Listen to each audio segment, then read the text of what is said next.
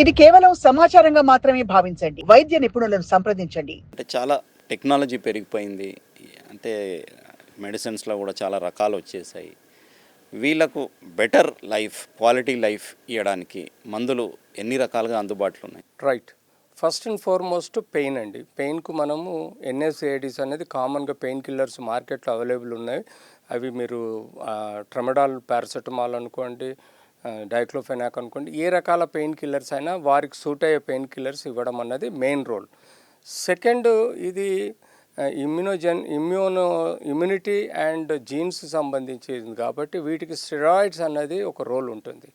ఎందుకంటే ఆ ఇన్ఫ్లమేషన్ తగ్గడానికి ఎక్కడైతే ఈ స్పాండిలైటిస్ అనేది డెవలప్ అవుతుందో జాయింట్లో, ఆ ఇన్ఫ్లమేషన్ తగ్గడానికి ఒక స్టెరాయిడ్ డోసు కూడా సఫిషియెంట్గా పెట్టగలిగితే మనం ఆ యొక్క ఇన్ఫ్లమేషన్ని ఇంకా ఎర్లీగా కంట్రోల్ చేస్తూ జాగ్రత్తగా కంట్రోల్ చేయొచ్చు. మూడోది డిజీజ్ మాడిఫైయింగ్ డ్రగ్స్. ఎనీ కీలవాతం మన బాడీలో, అది వైరల్ కావచ్చు, లేకపోతే మనం ఇట్లాంటి జీన్ పరంగా కావచ్చు, ఈ డిజీజ్ మాడిఫైయింగ్ డ్రగ్స్ ఇస్తే ఇమ్యూనిటీ సిస్టమ్ను ఆల్టర్ చేస్తుంది, తద్వారా కొంత బెనిఫిట్ అవ్వచ్చు. సో అంతేకాకుండా ఆస్ట్రోపోరోసిస్, వీళ్ళల్లో ఎక్కువగా ఇమ్మొబిలిటీ వలన, బ్యాంబూ స్పైన్ వలన ఎముకలు కాల్షియం నిష్పత్తి కానీ, లేకపోతే విటమిన్ డి నిష్పత్తి కానీ, మినరల్ నిష్పత్తి కానీ చాలా తక్కువ ఉంటుంది.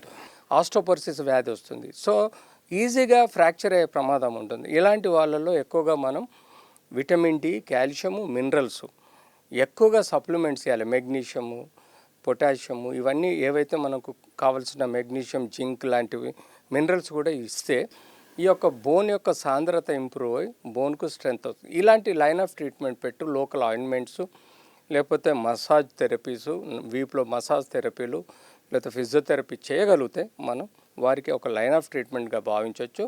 సర్జికల్ ఇంటర్వెన్షన్ అన్నది ఇప్పటికీ ఇంకా ఆన్ క్లినికల్ ట్రయల్స్లో ఉంది. అంటే ఏదైతే స్పైన్లో, నడుములో ఎక్కడైతే హై మొబైల్ ఉంటుందో అక్కడ కొంత డిఫికల్టీ అయితే మనం అక్కడ ఆ డిస్క్ స్పేస్లో మొబైల్ ఇంప్లాంట్ అనేది ఇంకా రీసెర్చ్ జరుగుతుంది. మొబైల్ ఇంప్లాంట్ పెట్టేసి కొంత మూమెంట్ వచ్చే విధంగా మనం ప్రయత్నం చేయొచ్చు. తద్వారా కూడా మనకు సర్జికల్గా దీన్ని కొంత మూమెంట్ తీసుకొచ్చే ఆస్కారం కూడా ఉంటుంది. అంటే ట్రయల్స్లో ఉందా సార్? ఉంది, ట్రయల్స్లో ఉంది సార్. ఇప్పుడు అంటే WHO దీన్ని అంటే ఒక సీరియస్గానే భావించి రేర్ డిజీజ్ కాబట్టి, సో ఈ ప్రపంచవ్యాప్తంగా సార్ అంటే ఈ కంట్రీలో ఎక్కువ, ఈ కంట్రీలో తక్కువ, అట్లా ఏమైనా పరిస్థితి ఉంటుందా సార్? మనకు యూజువల్గా ఇట్లాంటి డిజీజెస్ అన్నీ మన సౌత్ ఏషియన్ కంట్రీలలోనే ఎక్కువ ఉన్నాయి. మ్యాక్సిమం మనం చూస్తున్నాం. Because of lot of mall nutrition కానీ, లేకపోతే జన్యుపరంగా కానీ, మనం ఇమ్యూనోజెన్సిటీ పరంగా కానీ మనకు సౌత్ ఏషియన్ కంట్రీస్లలో ఎక్కువగా చూస్తున్నాం. ఇది వెస్టర్న్ కంట్రీస్లో కొంత తక్కువనే కనబడుతుంది మనకి. సార్ ఇంకోటి సార్, అంటే మీరు మీ ప్రాక్టీస్లో ఈ యాంకలైజింగ్ స్పాండిలైటిస్కి సంబంధించిన పేషెంట్లను మీరు ట్రీట్ చేసిన విధానంలో మీకు బాగా రిజల్ట్స్ ఇచ్చిన ఏదైనా ఒకటి షేర్ చేసుకో. 35 సంవత్సరాల్లో నేను యాంకిలోజింగ్ స్పాండిలైటిస్ చూసుంటే మ్యాక్సిమం 300 to 400 కేసెస్ చూశాను. కొన్ని వేల కేసులలో, దాదాపుగా 25-30 వేల కేసులలో ఆబ్వియస్లీ నేను చూసింటే ఒక 100-150, అంతకన్నా ఎక్కువ చూడలేదు.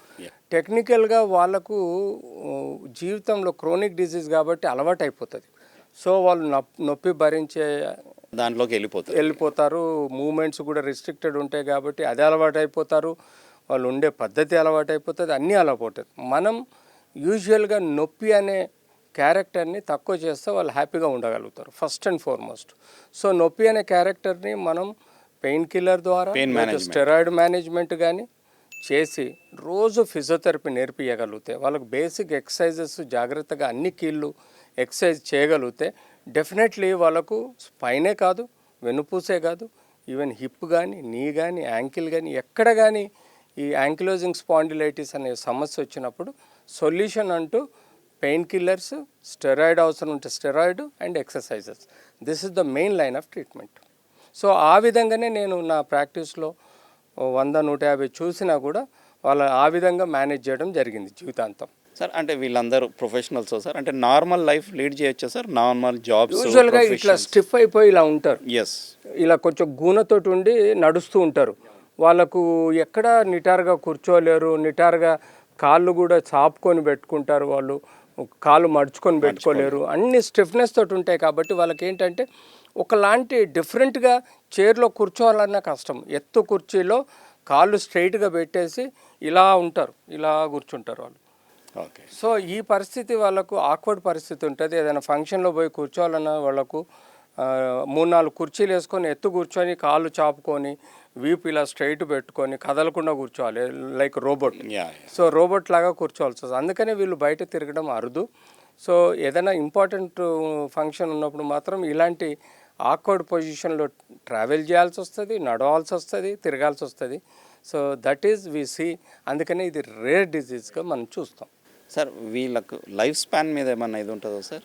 ఈ యూజువల్గా వీళ్ళ లైఫ్ స్పాన్ మీద డెఫినెట్లీ ఎఫెక్ట్ అవుతుంది. ఎందుకంటే వీళ్ళకి ఎబిలిటీ ఉండదు, వీళ్ళకి మజిల్స్ వీక్ ఉంటాయి, మస్కులర్ డిజార్డర్స్ వస్తాయి, జాయింట్ డిజార్డర్స్ వస్తాయి, వేరియస్ అదర్ ఇమ్యూనిటీ డిజార్డర్స్ వల్ల వీళ్ళకు క్యాన్సర్ ఎక్కువగా అట్రాక్ట్ అయ్యే ఛాన్స్ ఉంటుంది, టీబీ అట్రాక్ట్ అయ్యే ఛాన్స్ ఉంటుంది. ఈవెన్ కోవిడ్ లాంటి డిజీజెస్ ఫాస్ట్గా ఎఫెక్ట్ అయ్యి ఫాస్ట్గా వీళ్ళ లంగ్ కెపాసిటీని తక్కువ చేసి ఇన్ఫెక్షన్స్ వచ్చే ప్రమాదం ఉంటుంది.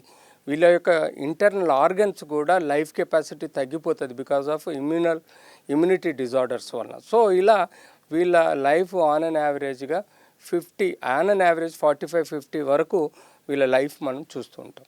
అంటే ఎక్కువ కాలం జీవించలేని కష్టాలు ఎదురవుతూ ఉంటాయి. అంటే యాంకిలోయిజింగ్ కాకుండా యాంకిలైజింగ్ స్పాండిలైటిస్తో వివిధ రకాల ఆర్గన్స్ మీద పడే ఎఫెక్ట్ని మనకు ఈ తొందరగా ప్రాబ్లమ్స్ క్రియేట్ అయ్యి ఆ వ్యక్తికి ఇమ్యూనిటీ డిజార్డర్ కాబట్టి అలా వ్యాప్తి చెందే ప్రమాదం ఉండి ఎర్లీగా కొంత చనిపోయే ఆస్కారం కూడా ఉంటుంది. సార్ మీరు ఈ యాంకిలోజింగ్ స్పాండిలైటిస్ పేషెంట్స్కి ఒక 4-5 బెస్ట్ వాళ్ళు పాటించే అలవాట్లు చెప్పొచ్చు సార్? అబ్సల్యూట్లీ రైట్ అండి. యాంకిలోజింగ్ స్పాండిలైటిస్ అనేది కామన్గా రాదు, వెరీ రేర్గా వస్తుంది.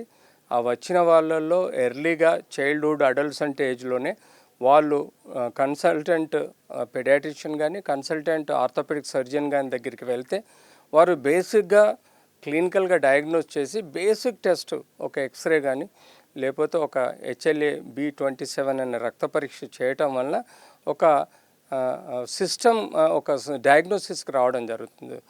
ఒకసారి ఆ డయాగ్నోసిస్కి వస్తే ఎర్లీగా అంటే బ్యాంబూ స్పైన్ లాగా నడుములో వీపులో ఉండే వర్టిబ్రా ఎముకలు గట్టిపడకముందు ముద్దలాగా తయారవకముందే వీటికి active physiotherapy, pain killers, steroids పెట్టడం వలన, లో డోసెస్ స్టెరాయిడ్స్ కూడా పెట్టడం వలన వీళ్ళు కొంత యాక్టివ్ లైఫ్లో ఉండటం వలన కొంత ఎక్కువ కాలం వీళ్ళకు సమస్యలు రాకుండా ప్రొఫెషనల్గా వృత్తిపరంగా పనులు చేసుకుంటూ ఎక్కువ కాలం బతకగలుగుతారు. So early diagnosis the best prevent the further problems.